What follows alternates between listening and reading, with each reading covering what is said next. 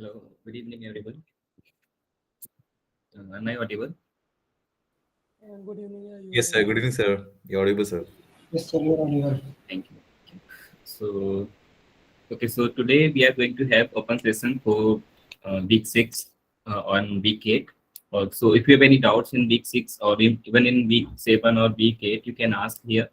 We'll try to answer those questions. And I planned some, I've had some set of questions, maybe 7 or 8 questions that I will plan.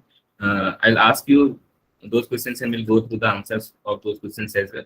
So before that, if you have any doubts in any questions of week 6, 7, 8, you can ask. So probably week 8 is the one that the deadline is today, right? Today or tomorrow is deadline. So most probably you will have doubts in week 8. So priority is for week 8.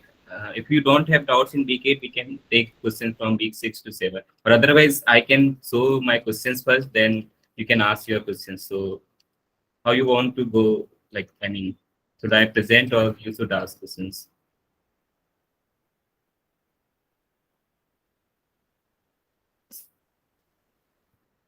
Okay, so let's go with, I have one doubt. I have one doubt.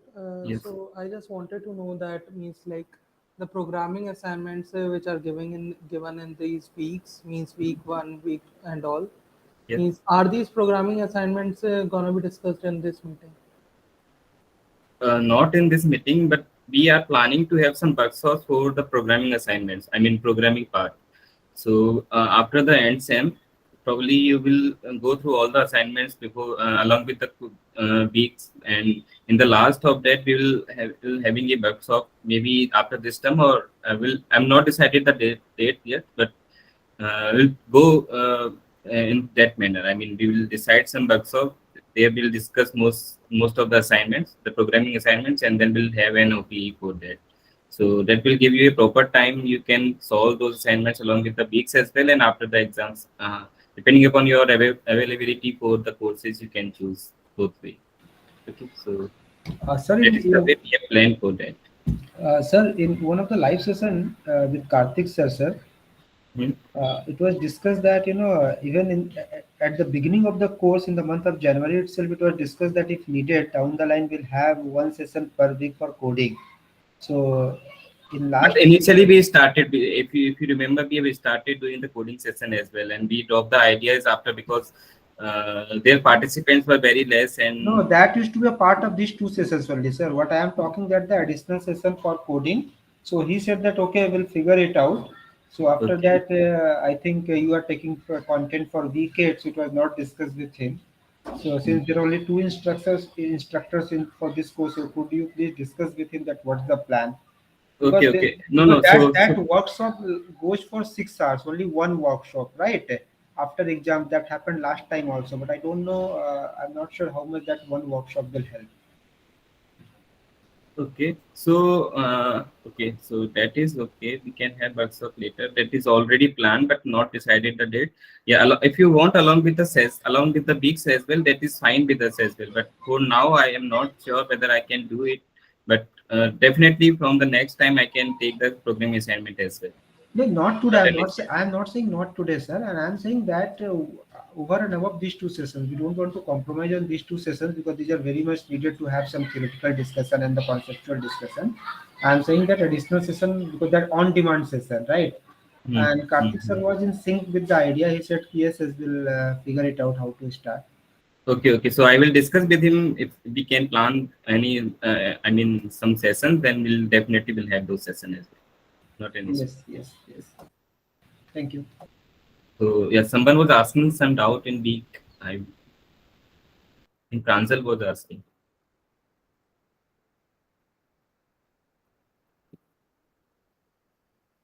No, sir. No, sir. My doubt was this only. Means like, do we have programming assignments to Okay, discuss in okay, the session okay, or not? okay. So okay, so if you don't have any doubts, I think I should present my questions to you. Then probably later we can have the doubts as well. Okay.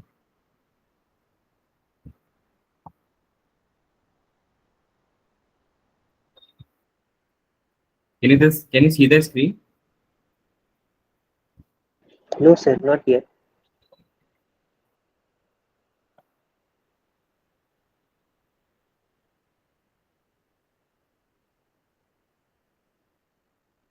Yes, now it's visible. Okay.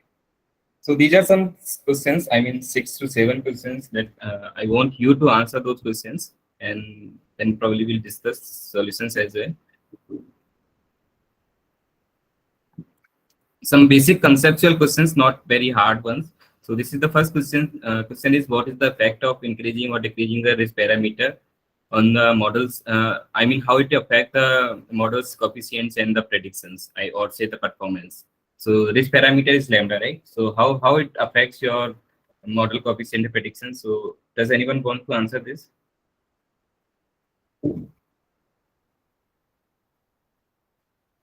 So this is your lambda, right? So how the lambda affect your model performance or the model's coefficients? Reduces the weight vectors. This is the weight vectors on increasing the lambda or decreasing the lambda. Decreasing the lambda. Okay, so you mean if I decrease the lambda, my weight vectors will decrease, is it? Yes. Any other answer? Increasing the lambda will decrease the weight vector. Okay, so we have two answers. In increasing lambda will decrease the weight vectors, and decreasing the lambda will decrease the weight vectors. So decreasing means it will try to shrink the weight vectors to zero, right? Exactly. So any other answers to this? How the lambda will affect the model performance and models coefficients?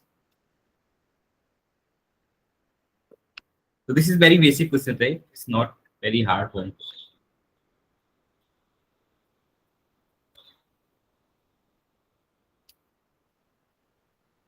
Okay. So, so how do you define the risk loss? How do you define the risk loss? Sigma equal to 1 to n. Predicted value minus actual value whole square plus lambda norm w square. So this is defined as x transpose w minus y, right? The norm of that. This is the squared loss, and then we add some penalty to this. The penalty is defined as lambda and norm of w square, Norm right? of w square. So this is called the risk parameter, right? So this is a hyperparameter. So what is the difference between parameter and a hyperparameter? Hyperparameter is something which the user sets up, and the parameter is something which is learned from the model itself. Yeah, correct. So Like parameter the is model something that learns. model Model it learns. learns using the training data set, right? And the hyperparameter is once that model cannot learn, it's the user defined parameters.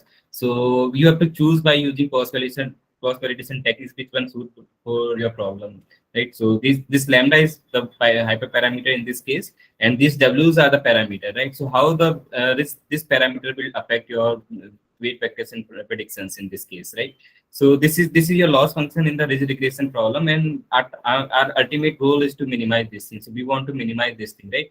So if you think this is the so I'm looking at the effect of this lambda on this thing. Let's assume I choose some values of lambda. Let's say I'm assuming lambda equal to 1 and some lambda equal to, let's say, 10 and lambda equal to 0.01.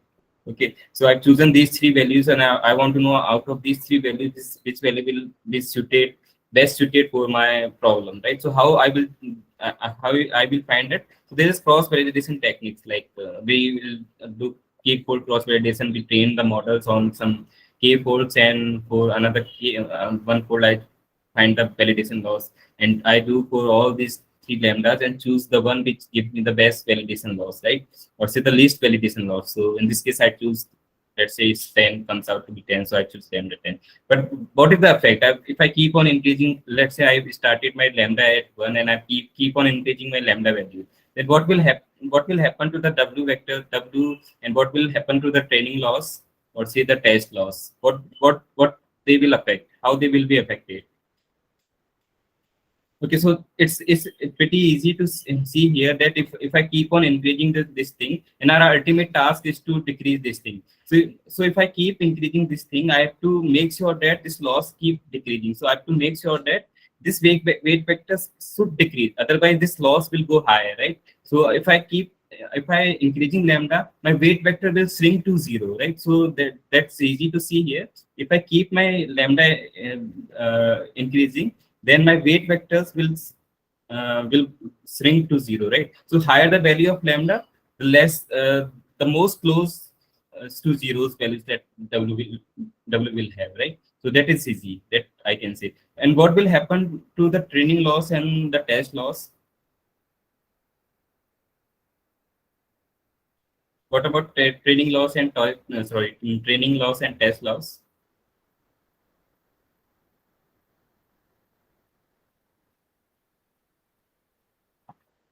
Is this clear? Whatever I'm saying, is that clear or not? Both of them will decrease as well. Both of them will decrease on increasing lambda, right? Yeah. It need not to be true. So my claim is that the training loss will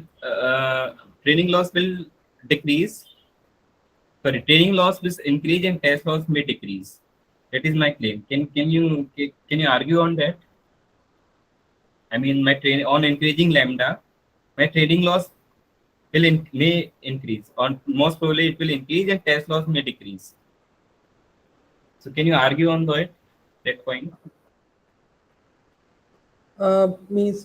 Means we are basically modeling on the training set, right? So if Yes. you are increasing the lambda, means like we have to model in such a way that x transpose w minus yi, so that x transpose w minus lambda I uh, will means for example, means in training it should decrease, and as we have the test set, and we are means like we want to find that is this model suitable for the training, for the test one, it will decrease on test as well, means like according to me, on in both the training loss will be decreasing, training and test. I think the training loss will increase and test loss will decrease. Yeah, so answer is training loss will increase, test loss may decrease. It may not decrease, or it may increase, may not increase. So they cannot say with certainty that the test loss will always decrease or always increase. But the most probably is that the it's very likely that test loss will decrease on increasing lambda, right? And that's our goal, to use regression. Otherwise, we can use the simple one as well, like the ordinary least square method list. So A bit define training loss and test losses just once? sorry. Can you define training loss and test loss just once? Define instrument, that is just the we make the prediction for the training data set and find the loss, and similarly for test data set we find the predictions using those weight vectors and then see how much error is, how much loss is for that data set. So that's how we define training loss and test loss. So the W that we obtain using the least square method, the ordinary least square method, is the one which give the minimum training loss, right? This is, let's say this is W star obtained using ordinary least square method. So it is the one which gives the minimum test loss, right? This gives the minimum training loss, sorry. But what can we say about the test loss for this W star? What about the test loss? We cannot say, right? So it depends upon the complexity of the model. Complexity means like how which parameter, if we have used linear regression model for, let's say the data set is qualitatively related, then in this case it may happen that my test loss is high. But if I, let's say my data set is quadratic in nature and I will use 3-degree polynomial, 3-degree polynomial, in this case my test loss or training loss will be, so it means in this case my the training loss will be minimum, but the test loss may higher, right? In this case, right? So this I don't want to use the terminologies for that. It's for overfitting and one is called underfitting. So that's why, just because there's some trade-off between these training loss and test loss on increasing the complexities uh, and these things. So that's why we using the ridge regressions. I mean, ridge regression or lasso regression. So it makes sure that my model doesn't overfit or underfit in this case, right? So this W star which obtained using the ordinary least square is gives me the minimum training loss. So the one which obtained using this obviously will be is not giving me the minimum training loss. The training loss in this case will be higher, right? So because this one gives me the minimum training loss. But what about test loss? So test loss may decrease. So that is the whole idea about the regression. We want the test loss to decrease down, and we will we suffer some training loss, but that is good for our model. We can suffer some at least some training loss if my test loss decreases in this case. So that is the whole idea of the regularizations for both risk and lasso regularization, right? So remember these things. One question. So when you define this quadratic and third degree polynomial functions, so you are saying that in case of underfitting, our test loss will also increase, right? With the regularization. Underfitting is one which is the I mean underfitting is one that model doesn't model is very simple, or say the training loss is high and test loss both are high. Yeah. So in that case, basically, there is parameters. The regularization parameter won't help, right? In this case won't help, but if this is overfitting means the training loss is less and the test loss is high. In that case, regularization will come. Okay, understood. Just one question, sir. Some place I have seen it that raise parameter, it was mentioned as 1 by lambda. It's just a way how you define it. In this case, whatever I mentioned here, it will be opposite of that. But here we are assuming lambda to be the risk parameter. Or say Okay. So regularization. that's the regularization parameter. Whether it should be 1 by lambda or lambda, it's just the convention, right? Yeah, it's just a matter of condition I use. I have a question here. When we are talking about these two losses, regularization parameter and the MSE, should we actually compute the scores, add them up and see, or we actually say, okay, regularization is only this much, and now on the basis of MSE, I will check? The loss one you are saying? Yep. No, so if you are looking for the training loss and the test loss, then you are only looking for the sum of squared error. So sum of squared error, this one x transpose w minus y. No normal flags. Okay. Grade assignment 6, I made a mistake there. I'm just trying to understand what went wrong. That's problem 2. The solution is given, but here is where I'm getting caught. Is the value sorry, which one, Ravi? Solution 2. Question 2 in grade assignment 6. 6. Okay. Good. So in that, you have the omega square, W1 square, W2 square computed. And because W1 square, the threshold is 13, and after that, W2 and W4 only qualify. Then the decision is taken based on what the MSE is for W2 and W4, not a sum. If you take the sum, it comes different. Okay, so this is not MSE that training that mean scatter. This is the one which we get from the estimated W that we define for estimated W, right? That is defined as that 1 upon what? How do you define that? Sigma square and sum of 1 upon the what we call as lambda vector eigenvalues, right? The MSE for the estimated W. So, sir, I think the question, even I was very confused. The question is a little like, it's not very clear, because when we figure out which, basically there are 4 weight vectors given, there are MSEs given, and they're saying the theta, which is basically the distance, the vector sum, the length of the vector should be less than a theta value, right? So if you do it, if you calculate the weight vector and MSE consolidatedly, and you take, then you get a separate answer. If you first shortlist by theta, saying only these 2 parameters fulfill the theta, and then look at MSE. Which question you are talking about? Second question. Of the practice assignment or graded assignment? Graded. Graded. Yeah, actually, I also got very confused, Ravi, but I thought first question is also the same. You'll get the same answer as the first one. So that is where I did the misstep. So it still has been a question as to how to go about with this thing. Actually, that's okay. Let me look at the thing. Maybe it's quite trivial for someone who is completely familiar with this, but No, no, I no. could It's not. No, no. It's not about. No, I don't think so. It's because if you go by the overall ridge loss function, then it has to be done the way you have done, I think. Yeah. So that is one thing. MSc is not defined as I mean this thing.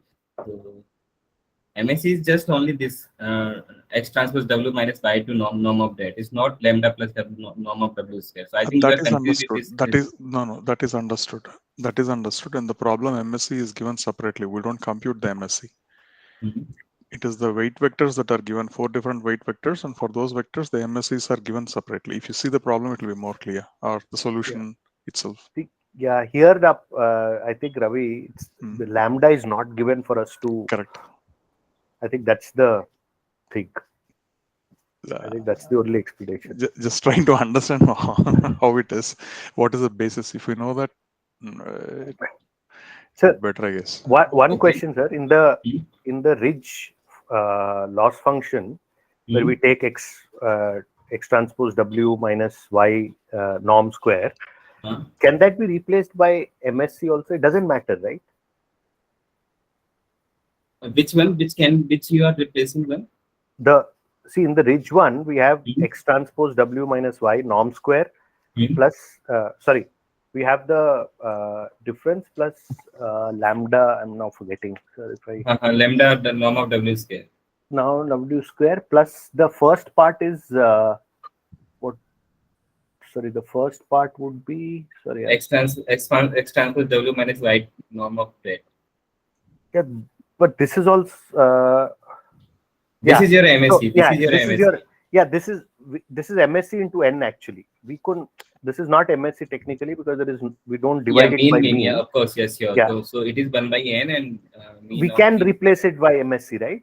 Yeah, of course we can replace it. Okay. So it doesn't matter if we are minimizing this or we are minimizing this. Yeah, It won't because affect your it's not dependent on n actually.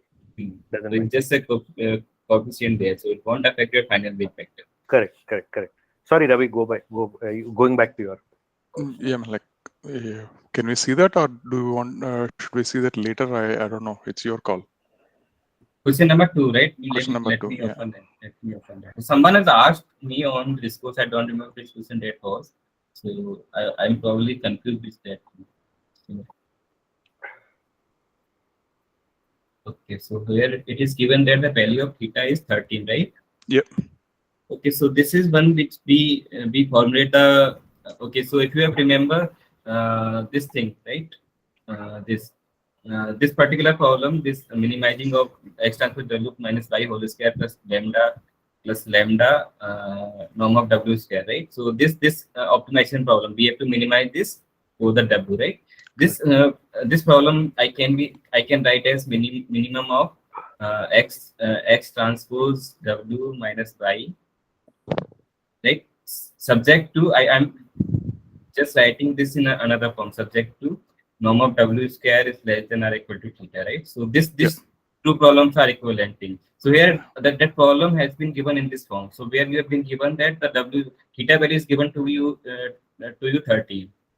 Right now you have to choose from the option 4 which option this norm of theta square is less than 13. Yeah. Right. W2 so and W4 qualify bar? in that one. Yeah. Okay, so 2 qualifies for then W2 and W4. Okay, now you will choose which gives the minimum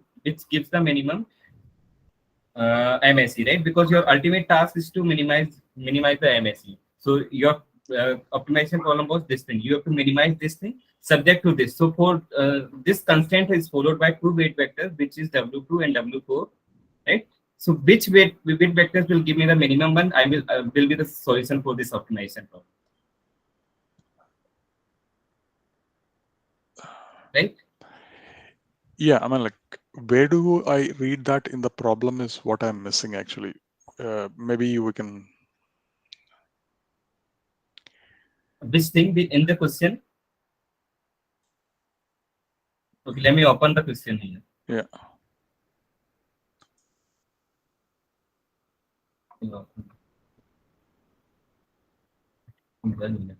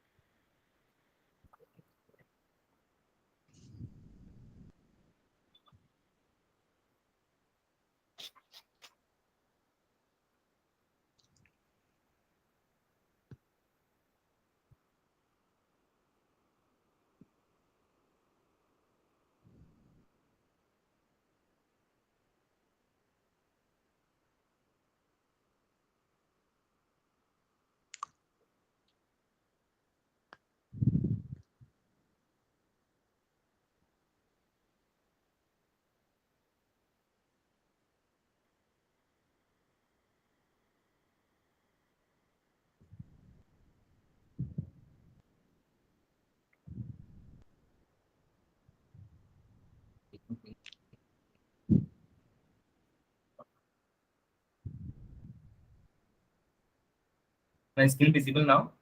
It's coming up. Yeah. Yes. Okay. So in this questions, you have been given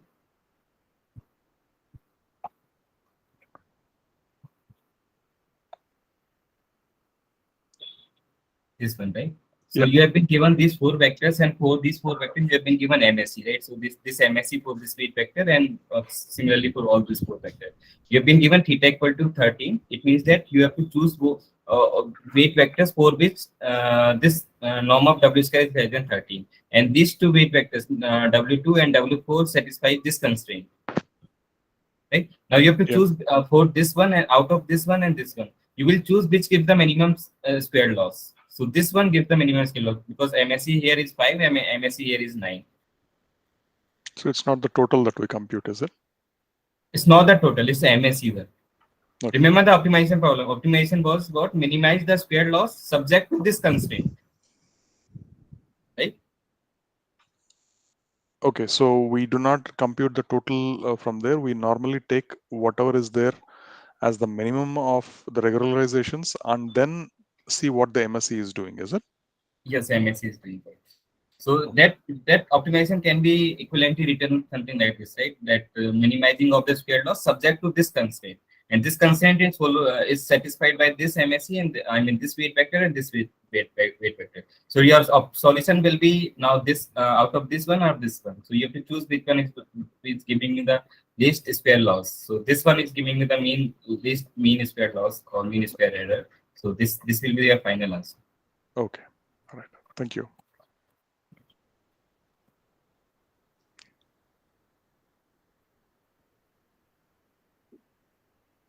Okay, so now let's move to the second question.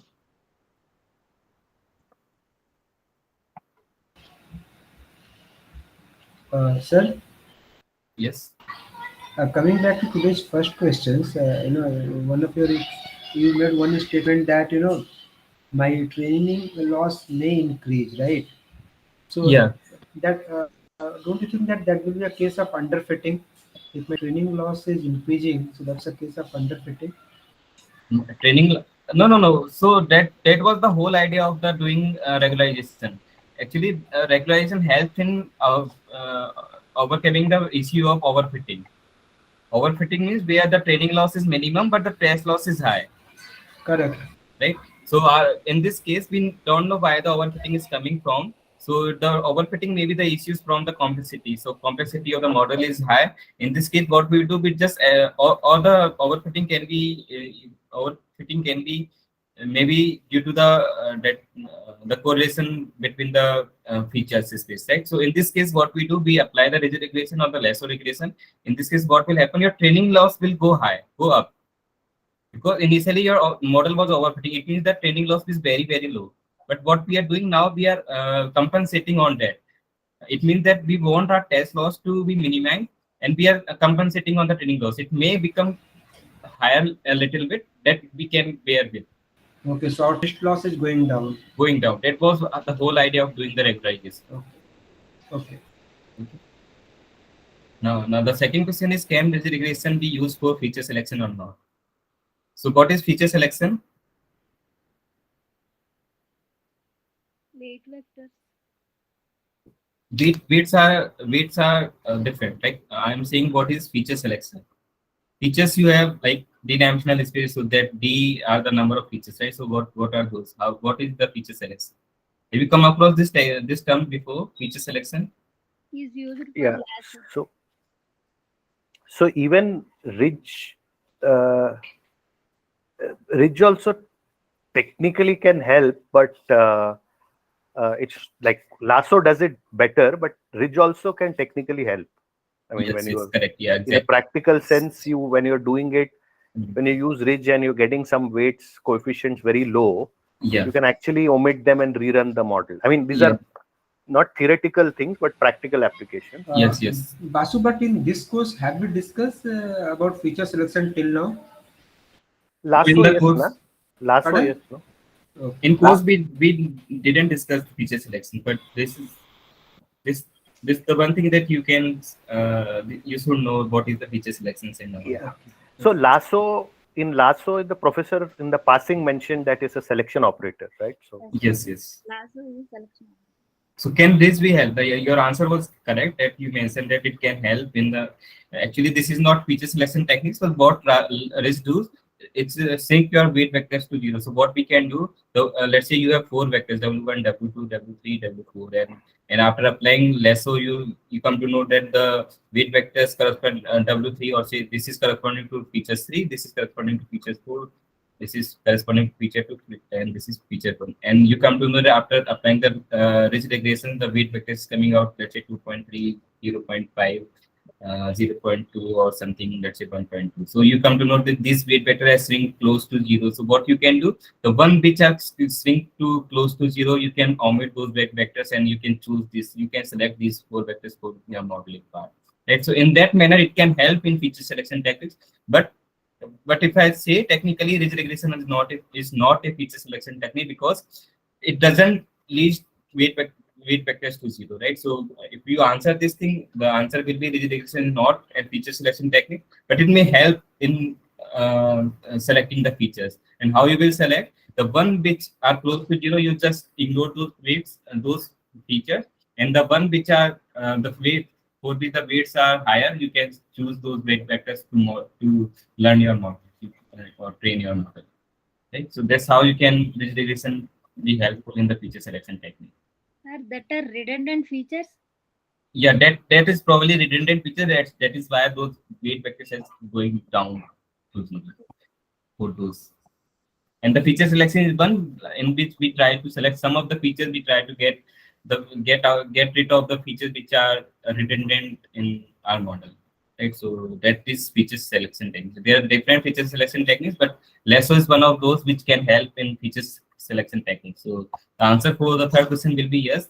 Because why it should be, because in this lasso regression, remember lasso always tries to decrease the loss to zero, exactly zero, right? So in this case, if W1, W2, W3 are the W3, W4 are the weights, then in this case, let's say assume W2 has shrink to zero, W4 has shrink to zero. So what you can do, this weight vector has shrink to zero, it means that there is no features 4 and feature 3, feature 2 and feature 4 in your model. So you are only modeling using only those features, that F1 and F.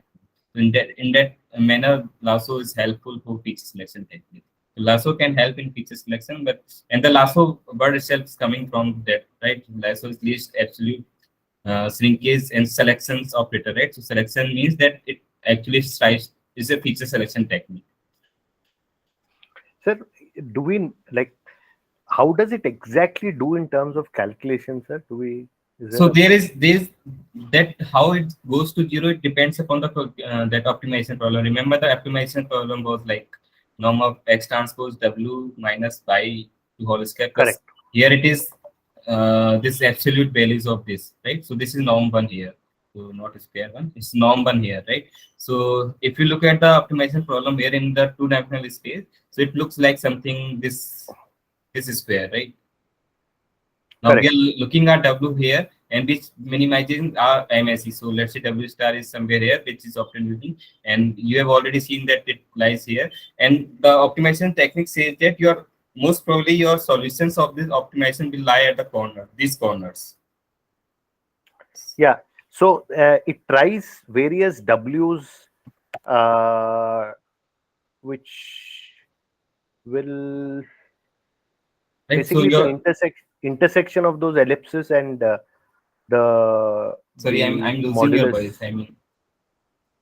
I'm saying, sir, it kind of looks for various W's which satisfy both conditions.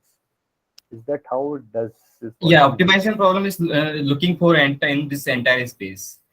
In this entire space, looking for different W's, and it chooses one which gives the minimum loss.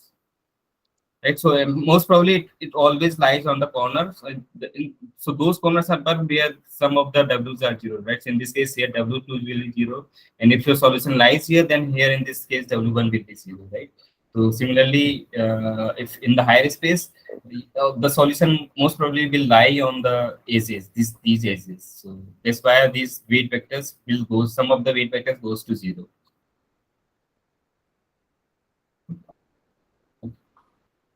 So those ellipses indicate, sir? You drew around W. So star. that this was this thing, this like this minimization of the X transpose W minus Y. Okay, so this if you look at W star, so what we remember during the session we always But discuss this. that's clear. That's the W star. But what do those ellipses represent? Ellipses are looking. So this was the W which was giving me the minimum loss, right? Minimum MSE. Now we want going far away from that, but actually we don't want go far away from that because this is the minimum loss and we want to retain that as well, and we are also constrained that our W star in this region. So what I'm looking at the W star in this region, which is closest to this one, right? So those ellipses are one which actually is are coming from this. But if you solve those, Each ellipse is a W basically. each ellipse is not a W. It's like that.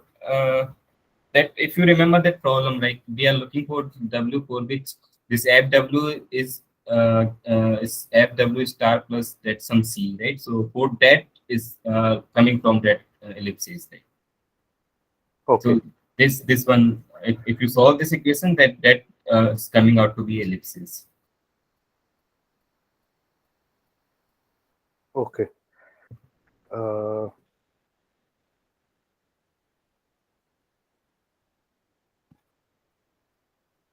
Okay, so if you go to the next question, okay, you can read out these solutions later.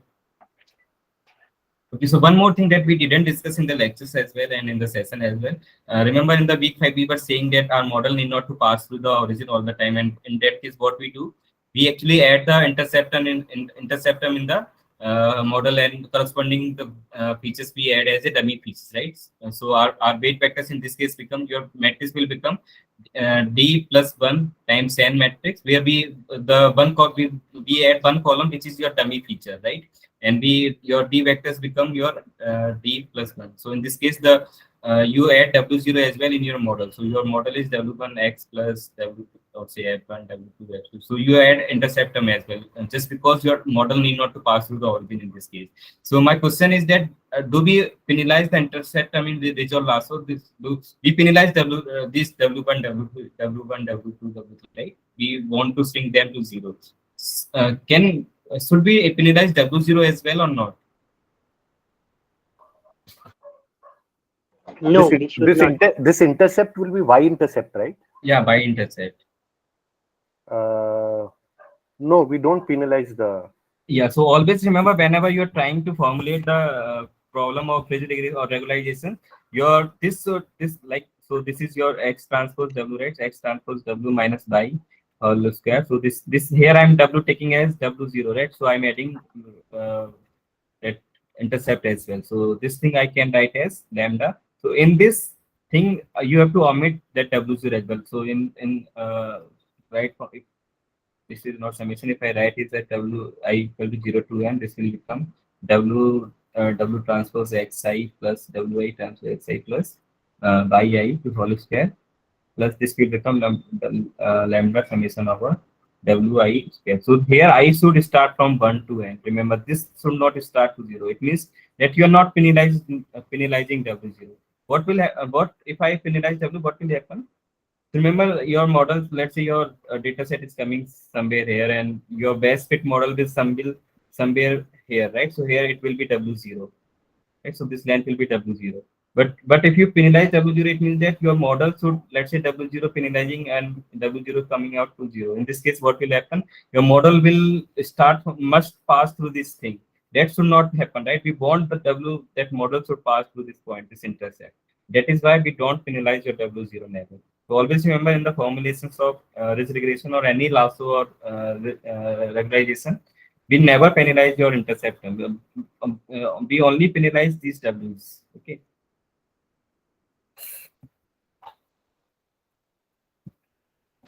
Sir, Just sir. Yeah, I think in second line, D belongs to R to the power D plus 1 should be. It is not D into 1, right? Sorry, yeah, D plus. Yeah, it is D plus 1. Yeah. Okay.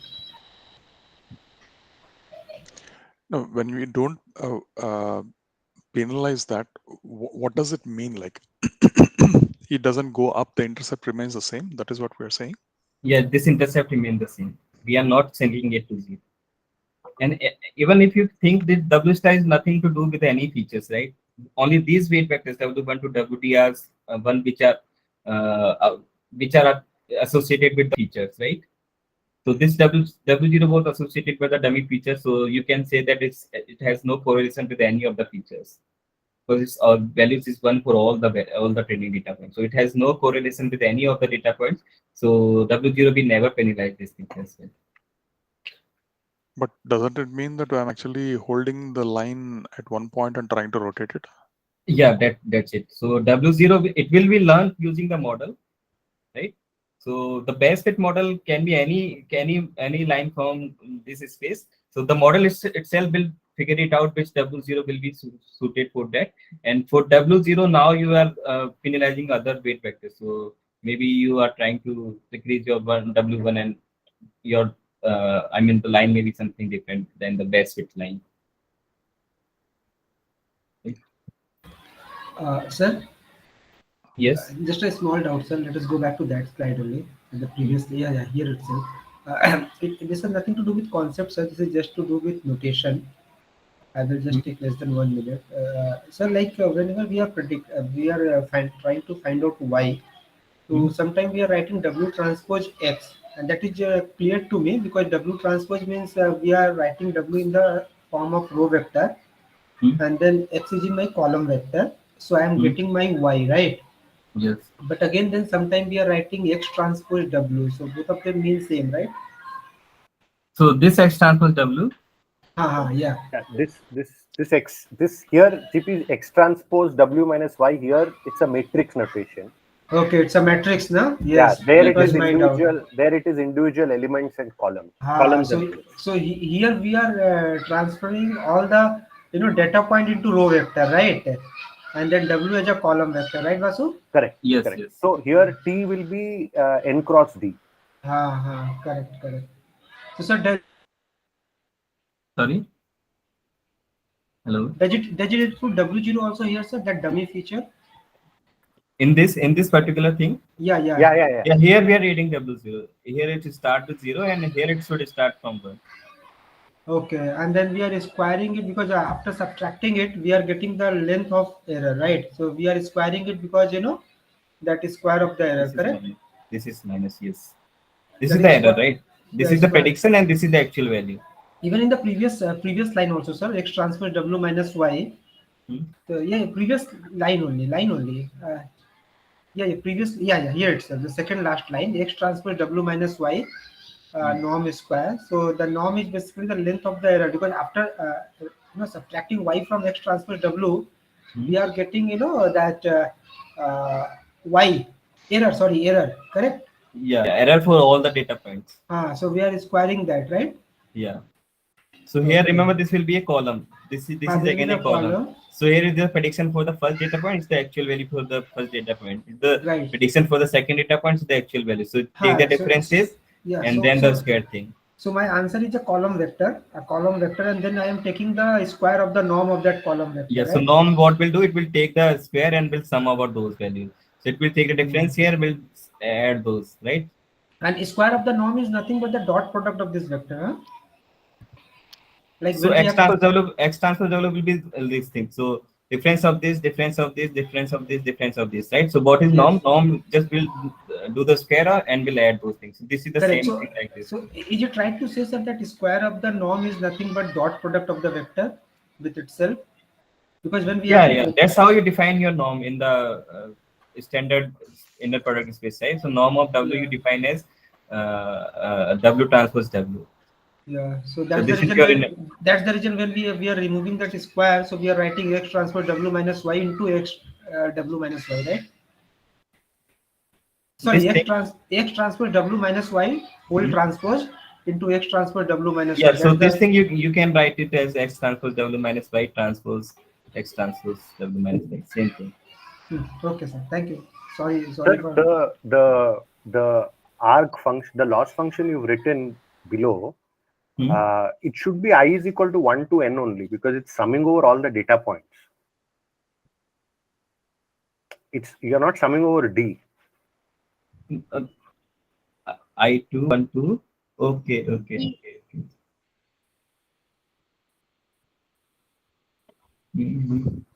What? D only, not N.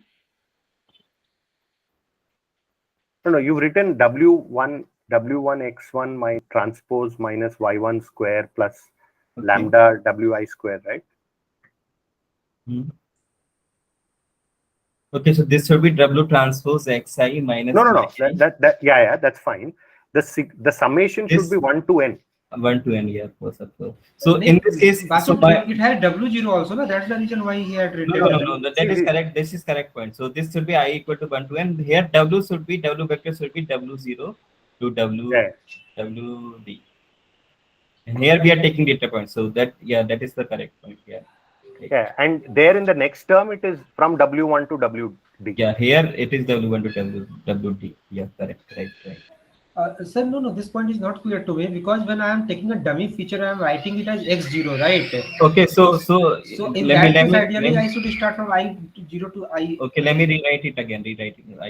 I just made a mistake here. Let me rewrite it again. So what's here? We loss function in the regression where we are adding dummy features will be here. I'm taking W transpose xi minus by I to whole square and sum over all the data points. So here I is actually corresponding to data points, and here I'm adding lambda and summing over W. So here I is actually corresponding to the weight vector. So, or you can even include some different index here. So let's say J here, J1 to D. But sir, you're taking W0 also, na? And you're putting a dummy feature x0, right? Here W I'm calling to be W as W0 to WD. Okay, got it. My data point are from 1 to n only. Yes, Yeah, data points are 1 to n. Here I is corresponding to data points, here and J is corresponding to W. So that's the. Sir, but then the dot product doesn't make sense. Like in W we have n plus D plus 1, right? If so we here so here it is D plus 1, and in X side we have added dummy feature which is 1 as well. So X side will become. So both in W as well as X we have added dummy features, right? In W we don't add dummy features. W we add W0. This is intercept term. No, sir, we add a dummy feature, na? W0 multiplied by x0, and we assign the value 1 to x0. So yeah, x0 is 1. So this is your feature, dummy feature. This is set at 1. Okay, so that's what he is saying. Service is saying that in that case, dot product will not make sense. Because because if we don't add dummy in W, then it would be a dot product of D and D plus 1 vector. So that doesn't make sense. X is also D plus 1 into n matrix now.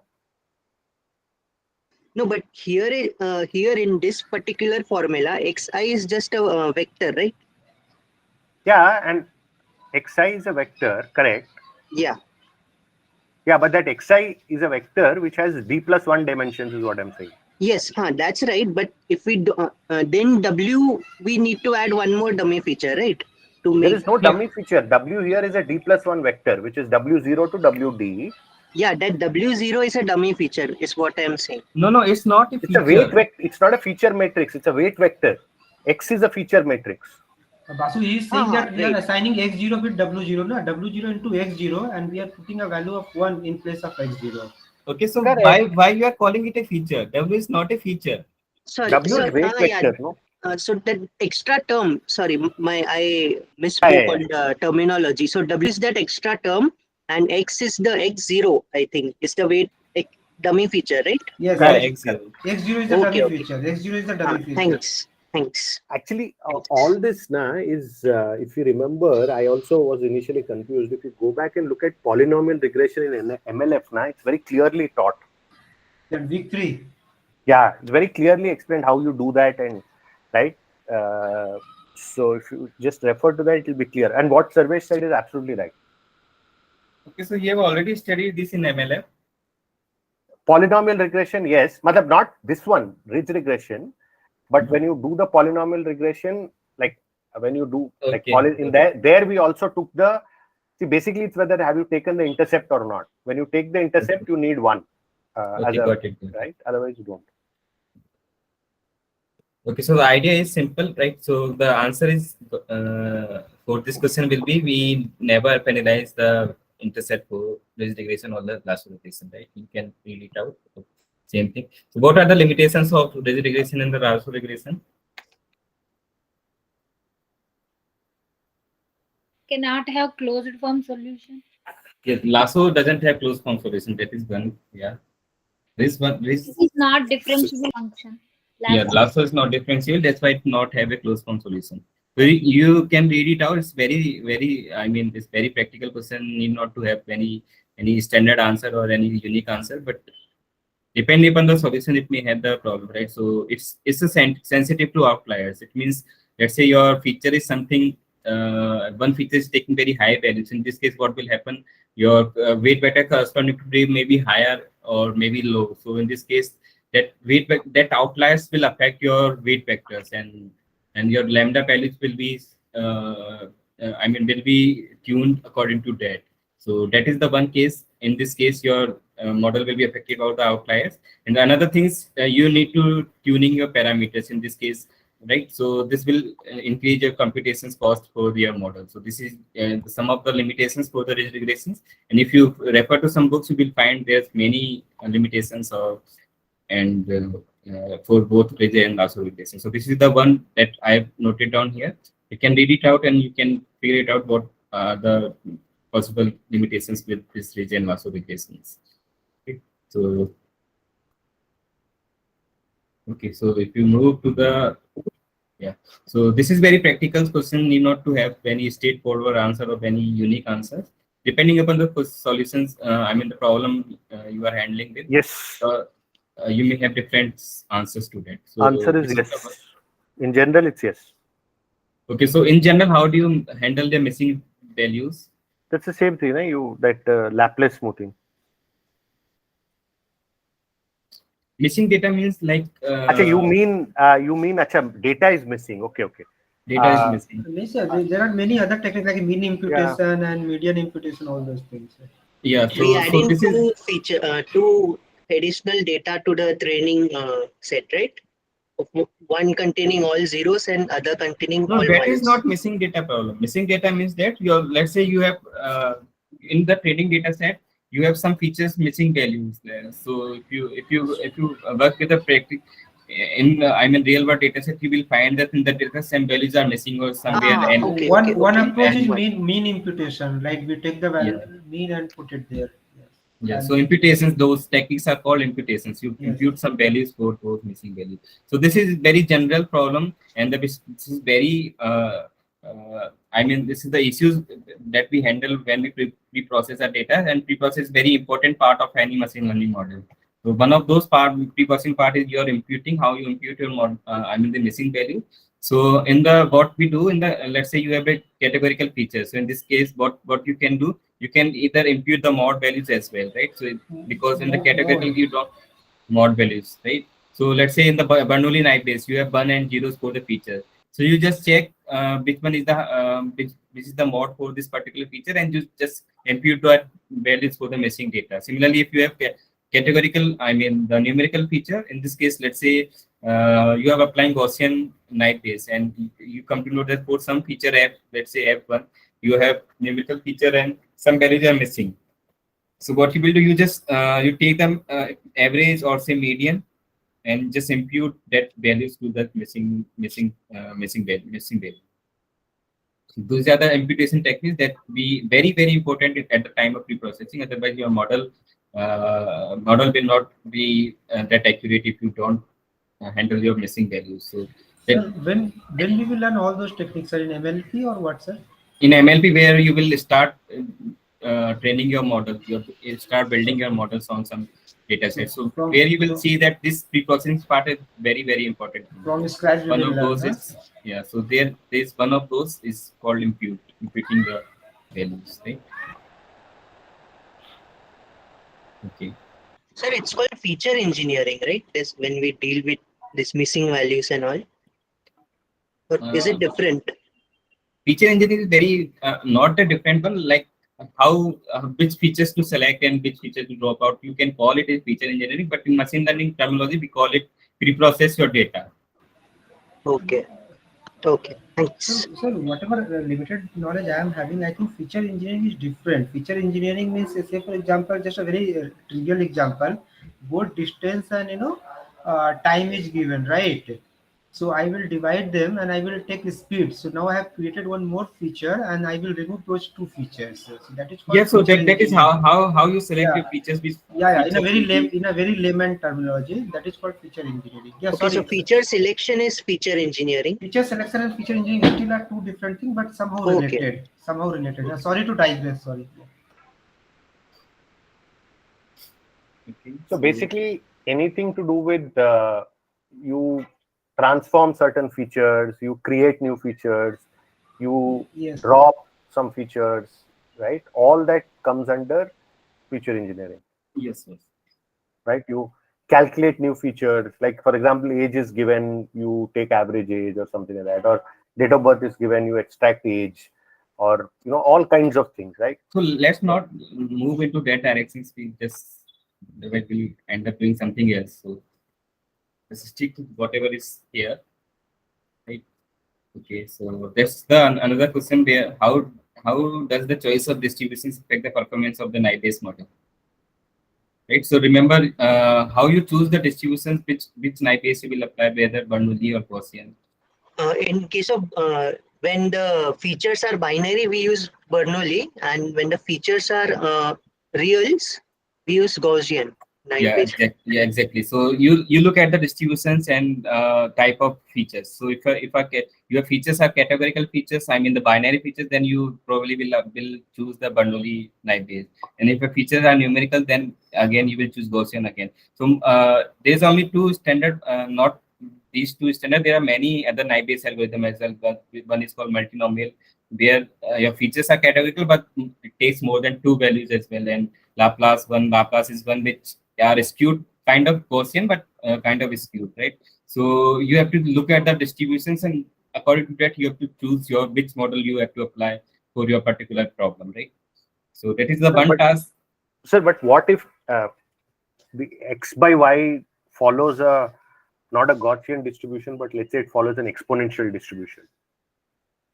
Exponential distribution. Yeah, I'm saying, is that a possibility at all? So exponential, if I remember correctly, exponential comes from some family. What is that family called? Exponential comes from. It is standard member for any standard family. I mean, I don't remember the name, I think. So exponential is lambda raised for minus lambda x, right? Where x is greater than 0 Yeah. and 0 otherwise. So what is beta? Beta is No, it's from the gamma distribution family. okay, yeah, gamma. Gamma is defined as e raised to power minus. So gamma, in this case, you can apply gamma, and what is gamma? E raised to power minus Gamma is alpha x, right? yeah, E raised to power minus alpha minus 1, and then I forgot actually. whatever that is. I don't remember the exact PDF for that, but it's something like e raised to power minus alpha x, and here's some constant. Constant is in the form of gamma function of alpha, right? So this is the gamma distribution, and the exponential is the part of that family. So you can apply the gamma distribution in this case, that case. Okay. So Okay. You're okay, saying the general family distribution needs to be applied. need to get like names. Okay. So before choosing which Naïve Bayes you are applying, you have to look at the features. How the features are they categorical, are they numerical, and are the mix of those, or say Gaussian distributions you have to apply. And in the Gaussian again, it can be skewed kind of thing. So in that case, Gaussian may behave badly. So different distributions you have to look for, and you have to apply on that, right? So this is all things that you have to choose before applying your actual model, before training your actual model. So these all things that will be very clear when you will start modeling your actual models or building your actual models, right? So these all ideas will be handy in that things. So can KNN be used for regression problem? Okay, so yesterday we discussed about the Naïve Bayes. Naïve Bayes cannot be used for regression problem. But yesterday, I think I saw in some post that for some of the techniques, knife-based, Gaussian knife-based is used for the regression problem. I didn't go through the entire paper for that, but in some tasks, regressions problem can be handled using the Gaussian knife-based as well. But for now, you just assume that for knife-based regression, knife-based cannot be handled for regression tasks. Okay. So this is next question. Can KNN be used for the regression problem? Yes, it can be. And how will you use We regression? would consider the average of the k nearest neighbor as the predicted label. Yeah, right, exactly. So in the classification, what we do, we just take the majority to make the predictions for the k out of the k nearest neighbors. So in the case of regression, we take the average of those k nearest neighbors, and that's how we make the prediction. Right. Okay. So these are the some questions that I prepared for, and Sir, I think questions are done, right? yeah, mostly done. So Yeah, these are sir. questions you can check it out. Okay. Those are out of the syllabus. It's not covered in the syllabus, but just the good time that you can look for what are those how the feature selection is different from dimensionality reduction. So one of the techniques that we studied in the dimensionality reduction was PC, right? And feature selection there are many techniques for feature selection. So what is the difference between feature selections and the dimensionality reductions that you can check it out? What is the curse of dimensionality? You must have listened to this term, right? Curse of dimensionality.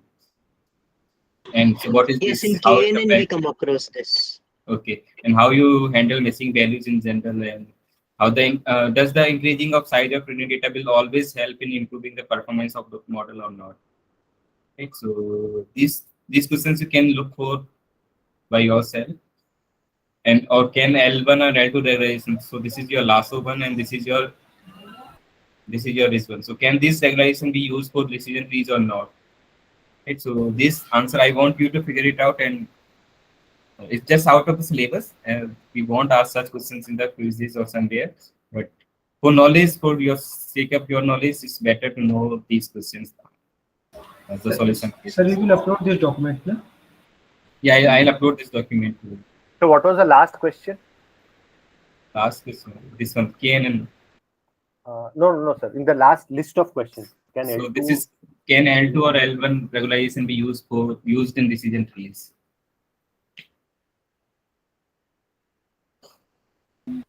Sir, I was trying to say, like when we asked that whether KNN can be used for regression or not, so it will be better if you can throw some light. Say for example, between supervised and unsupervised, the difference is very clear. Unsupervised not having any label, and supervised techniques are having labels, right? Hmm. So the moment the label is a continuous, like in regression, correct? Yeah. So when y is continuous, then we are calling it as regression.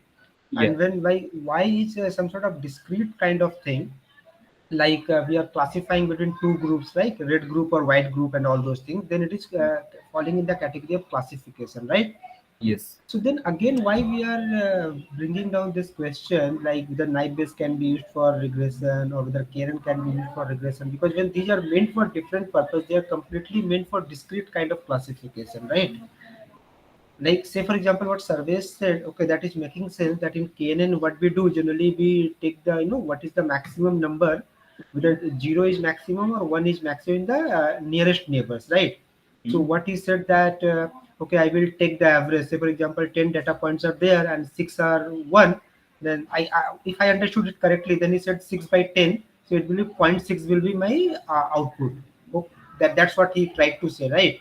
But then what will be the accuracy of that model in this case? Because the model is meant for something else and we are Okay, so in utilizing. that case, so yeah, so in this case, Hope you got my question. Hope you got yeah, my good. question. I got your from, you are confused with how you can use same algorithm for regression Yeah, when classification, they are right? meant for different purpose. Okay, so it's not like they are meant for different purpose. The algorithm is same. So only remember this thing: the loss will change or the evolution things will change. In the regression, if I take regression and classification,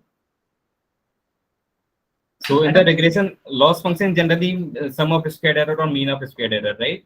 Here we take Or even how to root, define loss, or even cross sometimes, sensitivity, or even sometimes we take root mean square of error, because to whatever control that is, whatever that is. to match the unit, to So match the here unit. evaluation we take mean of squared error, and in the classification we take evaluation as the accuracy or precision or recall, whatever that is.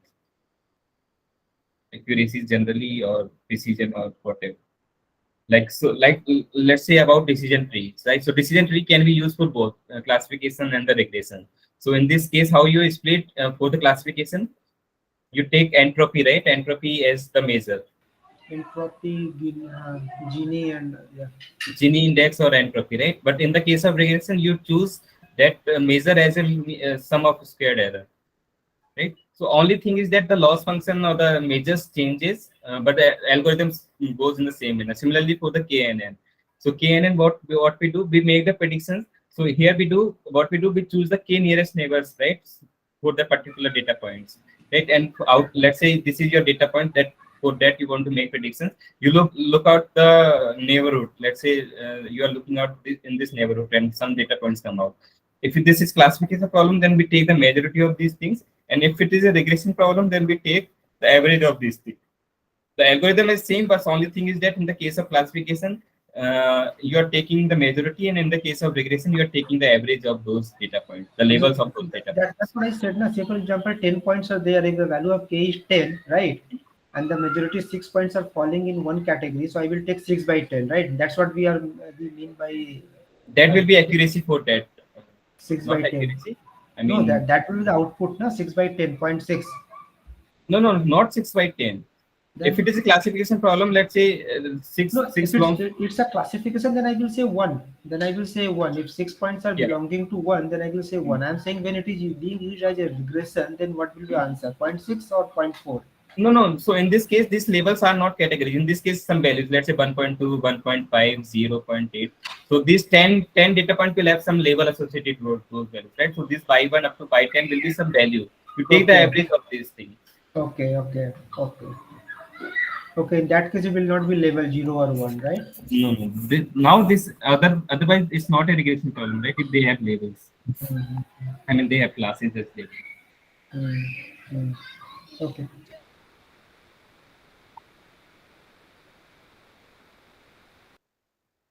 Okay, so have you listened of these evaluations? Accuracy, precision, recall.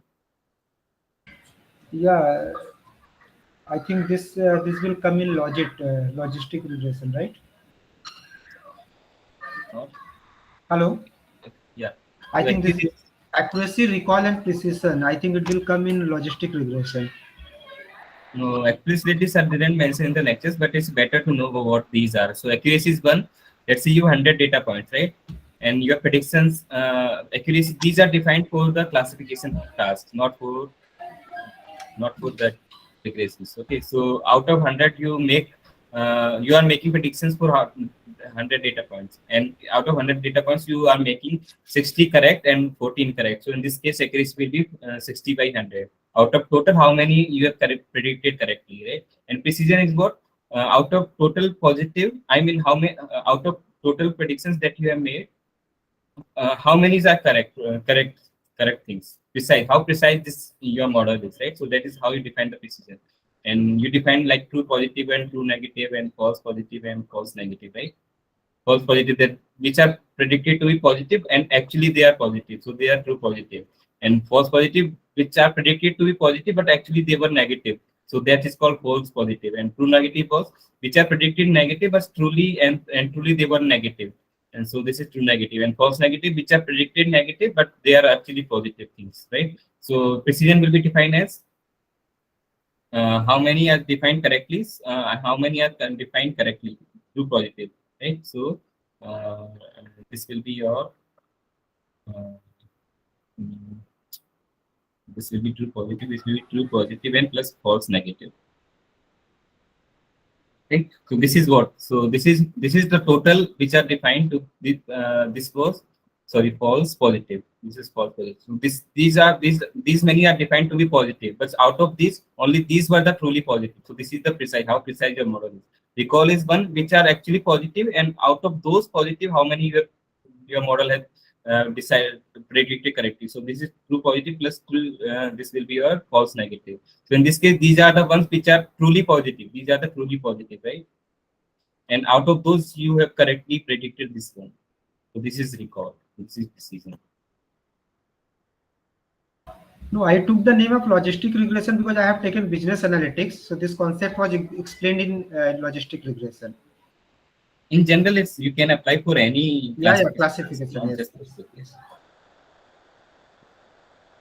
Sir, can you just summarize once again, sir? The first one is clear. Accuracy is clear. So Sir, you can just go back to the another one is precision. Precision is how precise your model is. Precise is in the sense that let's say you have make prediction that out of 100 you have make prediction that 60 you have predicted to be 60 predicted to be positive class, right? You predicted that 60 belongs to positive class. Correct. So out of those 60 that you predicted positive, how many are actually positive? Truly positive. I mean, the true labels are positive.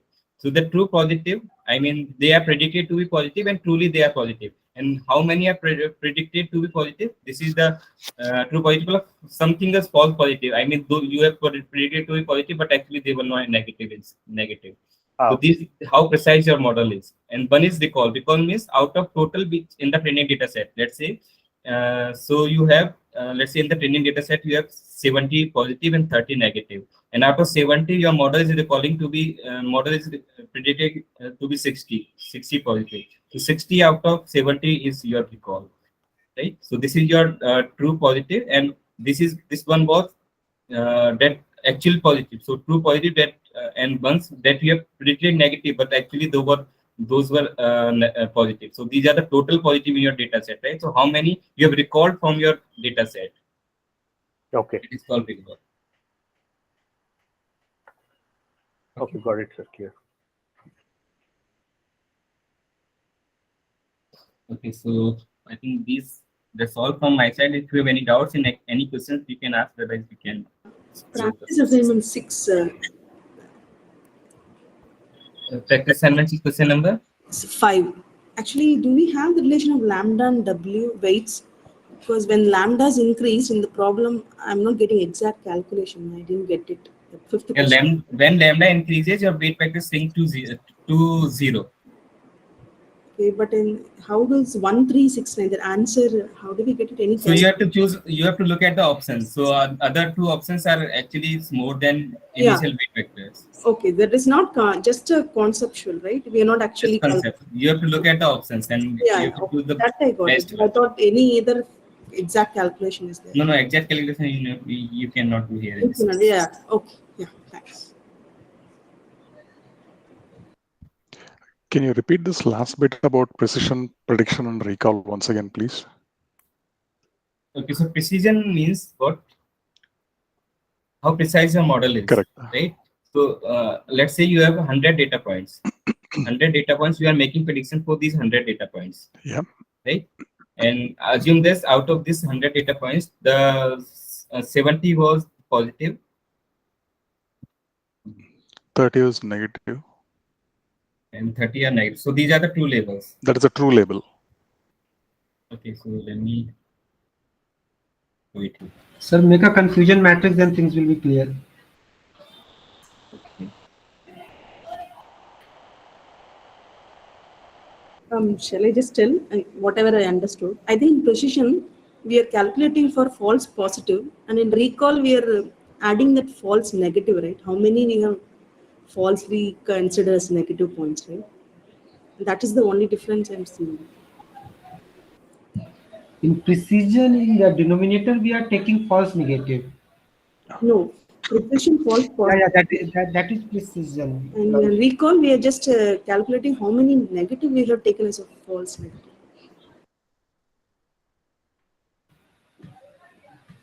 Is my screen visible? Whiteboard?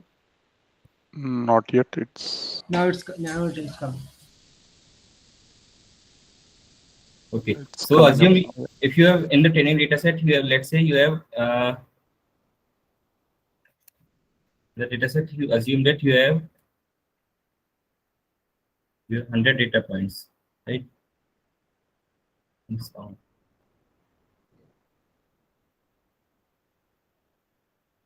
Now it's fine.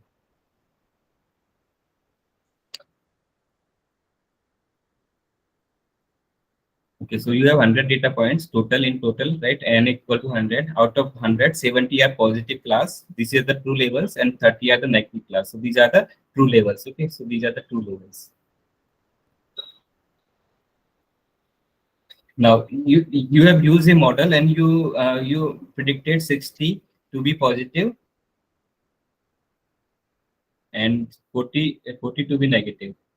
Right, out of this 60 you have predicted are actually coming, let's say 50 are coming from the 70, right? So here it is 50 plus 10. So out of those 70, 50 you have predicted to be positive, and out of this 10 negative you have predicted positive, and here you have predicted how many, 20 plus 20, right? So these are actually, so what are these? These are true positive. Actually, their labels are positive, and you have predicted positive, and truly they were positive. And these were predicted to be positive, but they were actually negative. So these are false positive, right? So you have predicted positive, and but false prediction you have made Okay. because they were actually negative. Similarly, this is predicted to be negative, but actually they were negative, right? So these are true negative. And in this case, these are, you predicted them to be negative, but actually they False. were They're positive. Yeah. positive. So you can call it a false prediction, right? A false negative. So if you make the confusion matrix like that someone mentioned, true positive, false positive, and so this is true positive. Okay, so or you can call it positive negative, positive negative. So this is your true labels. Let's call this. These are your true labels. This is your predicted labels. Right. So how many here? How many will come? 50 will come here, and true is negative, and predicted to be positive. Here will come 10. Here it will come 20 and 20. So if I say accuracy is easy, right? Accuracy is one. Out of total, how many you have correctly predicted, right? So these 50 and these 20 you have make prediction correct. So this 100, 70 okay. item 100. What about precision? Precision is one. True positive. 60 by True positive So by true positive plus positive. precision is whatever you have make prediction to be positive. How many are actually positive? 50. So Right? you have make say 60 to be you have predicted to be positive, but out of those 60, only 50 were truly positive. So the precise, how precise your model is. This is 50 by 60. May I Right? ask a question here? Sorry, may I ask a question here? On the negatives also, we predicted 20 of the 30 as negative. That is also correct, right? Why are we not including that? These are predicted to be negative. These are predicted to be negative. I'm only considering those which are you have predicted to be positive. You have predicted these 60 to be positive. No, okay. Precision as a term, as you are just mentioning a Ravi, little earlier. Ravi, Yeah. your question is very valid question. Right now, whatever we are calculating with respect to positive. And in Okay. question, it will be clearly mentioned that whether you are calculating all this terminology with respect to +1 or 0, means positive or negative. So that's the Okay. reason why sir is taking only positive. Your question is No, in absolutely general, clear. precision is defined only for the positive class. That's fine, sir. Fair enough. Fair enough, sir. Okay? And another that you define as a recall. Recall is one out of total which are truly positive. How many you have already recalled them? So recall them, you have predicted positive. So you have predicted 50 out of those 70, right? So this will be a 50 out of 70. Okay, there is one more measure which is called F1 measure. This is harmonic mean for precision recall. This is harmonic mean of 1 minus, right? harmonic mean of precision recall. So this is, you can think as 2PR upon P plus R. Sir, 1 harmonic minus, mean of right? precision and Precision recall. So there is always a trade-off between precision and recall. When precision increases, recall decreases. So that is why we choose F1 measures. So this is harmonic mean, right? what is its significance, sir, for F1 measure? What is its significance? Because accuracy, precision, those terms are clear. What is the significance of F1 measure? F1 measure, because there is a trade-off between precision and recall. There may be some case that precision is 0.95 and recall is 0. Very less. There may be some cases like, let's say 0.05. So it may be, so if you choose precision, then you have misleaded your model that your model is correct, but actually your model is not correct where recall is very low. So just because there is trade-off between recall and precision, we take Eban measure, which is harmonic mean of precision and recall. Right? And so you can read it out and you can check these question as well. Why we choose Eban measure and Eban measure as a harmonic mean, why not the geometric mean? So why as a harmonic mean? Why not? Why not as the simple mean, right? That average of precision and recall. So you can try to find out the answer of that, or even one question that you can try to find out that why accuracy is not a best choice always. Where accuracy will fail to give the best choice for evaluation. It's not a bad choice. Where do we apply all these? This accuracy, precision, recall. These are the evaluation measure where you evaluate your model. So this in the classification. Whenever you can't commit type 2 error, accuracy will fail. No, accuracy will fail in the case of class imbalance. Correct. That also, and when correct. That's correct. Huge class imbalances, accuracy will fail. So in that case, accuracy is not a good measure. That's why we go for the precision and recall. Yeah, in fact. So these which measures to use depends upon the problem at hand. But type 2 error will also play a role, right? Because we can't have too many false positives. So type 2 error is one which you predicted positive, but actually they were not. No. This is type 2 error, right? So type 2 error was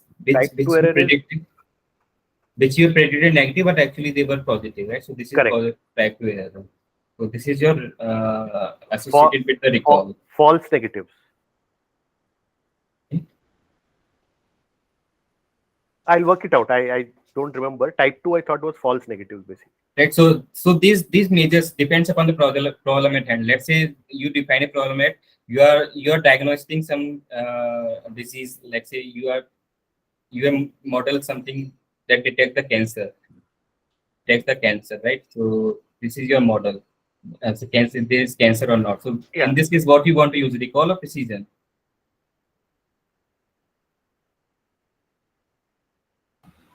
I think we should go for precision. Because we want your model to be precise, right?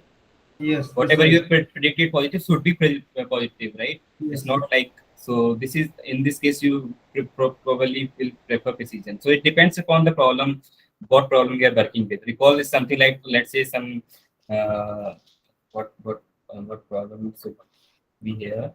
Because where you want most of the positive to be predicted to be positive, right? So you can think some problem in some sense, like you always want all the correct one to be with your side. So in that case, you will use recall rather than precision. So, okay, and you can even come up with some examples where precision is high and recall is low, and so.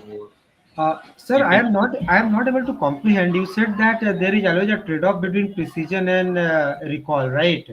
Yeah. But ideally, they should move in the same direction. If I am building if I am building a very good model, where my accuracy is very high, so ideally both of them should move in the same direction. No. It need not to be true, and generally there is trade-off. That's why we go for F1 measure, and you can even think of why it happens. Like there is that's why I'm bringing accuracy also. No, that's why I'm bringing accuracy also in picture, because if accuracy of my model is very high, then both my precision and recall should also move in the same direction. Because no, it need not to be true. It need not to be true. Okay. So you can read out about these things. We didn't discuss explicitly in the lectures. That's why I'm not going in the details. But no problem. If we consider a case where all the data points, like there is no false positive or false negative values. In that case, both precision and recall would be 1, right? Correct. Even accuracy will be 1. Will be 1. Yes. That is the ideal cases. From that logic only, I was telling surveys that those are the ideal cases that we don't consider. Yes, but here in this case, both are 1, right? So like it's not like if one is high, other is low. No, correct. It need not to be true always, but in general, there is a trade-off between precision and recall. Okay. It's not that always should go in the opposite direction. That need not to be true. Okay, okay. Thank you.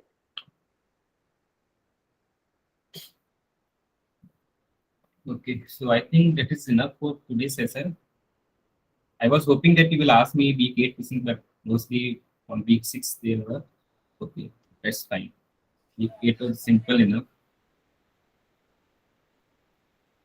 Okay, so I think we Problem should is wrap that up now. problem is that most of us are still struggling with that mathematical symbols and notations only.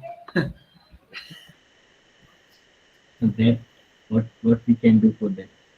You Week can't do 8, anything. That we have to suffer on our own and week 8, figure I out. do have a request, sir, but yesterday you said you'll take, like, you can't do it in one day, but later on, maybe during quiz time or later if we have some time, if Yeah. you can So build those some. two line actually I am not familiar with, so I have to learn and then only I can come up with Okay, those okay, things. Right? okay. Otherwise, I would What, have definitely prefer those things. what, sir? What? No, I was saying those, Visualization tools, right? yeah, Yeah, yeah, visualization of visualization tool. some Yes, of yes. those Gaussian distributions, those ellipses and all, contours, and even if, sir, is it possible for somebody to, like, I had requested in math 2 also, but it didn't happen. Like somebody who can teach us GeoGebra, where we can do some of these.